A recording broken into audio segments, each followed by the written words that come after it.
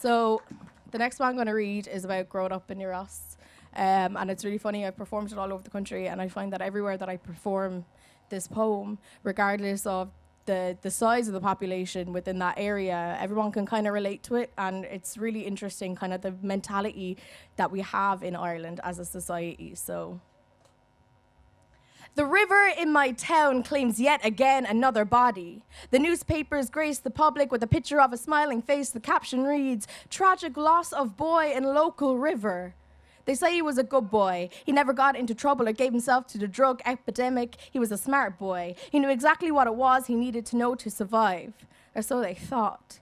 In the same town, only a few weeks before, a young woman finds her path towards the woods. She leaves a trail of tears behind in the hopes someone might follow, maybe even try and save her from the lengthy drop below tree branches. What a shame it is for someone so beautiful to go so young, they say. Who could have known, they ask each other over cups of tea and cigarette smoke. The same newspaper says she was lost, and she was, but she knew exactly where to be found. A single father of two finds himself in the end of a bottle. The reflection of a man who wanted so much more than welfare receipts drowns in murky liquid he breathes. There is safety found in brown paper bags and security in knowing that they are mine. He no longer dreams, he just blacks out. A drunken night, a concussion, asphyxiation. The newspapers will sing of his escapades. Well-known local found fighting in bar, but they will fail to mention that his fight is all that remained of him. In my town, they teach you to swim before you can swallow. It is easier to stay afloat than to drown. That is, if you have something worth swimming for. Groups of boys gather on Saturday nights to powder their noses, and the girls, they watch on. Envious. They too will learn. There is not much to do in my town than to build each other into snowmen, and when it isn't cold enough, we adopt the art of pruning bonsai trees, each of the branches planted in our garden beds. Our children will adopt the art form. You reap what you sow, they say.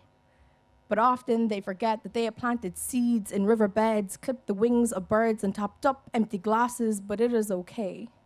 For a loss of the boy in the local river is so tragic. It is such a shame for beauty to be taken to the depths of a glass so young. And if you are lost, just know there is safety found in brown paper bags and security in knowing that they are yours. Thank you.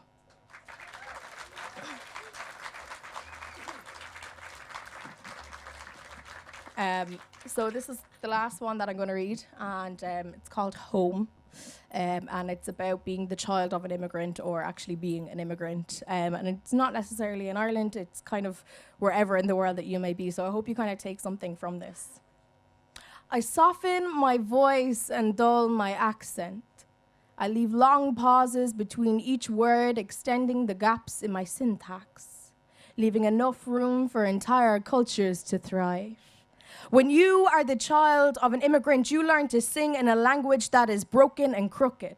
They will ask you about your song, and you will hum out of tune and off key, your tongue swollen with the word family. They will ask you to sing of it, but the notes will freeze in your throat, dangle in the silence and the cold like a first winter, like the knocking of knees and the sounds hands make as you rub them briskly together. When you dance, it will summon the rains and the snowfall, but you will be told to hold your feet tight, to silence your toes, but you will dance in grey clouds, each limb celebrating the reign of kings and queens alike. Foreign lands nestle in the palms of your hands. Your belly, it is stuck in the rhythm of mama's cooking, churning like grandmother's hands, nimble fingers sew on blankets and throws that don't quite warm like they used to.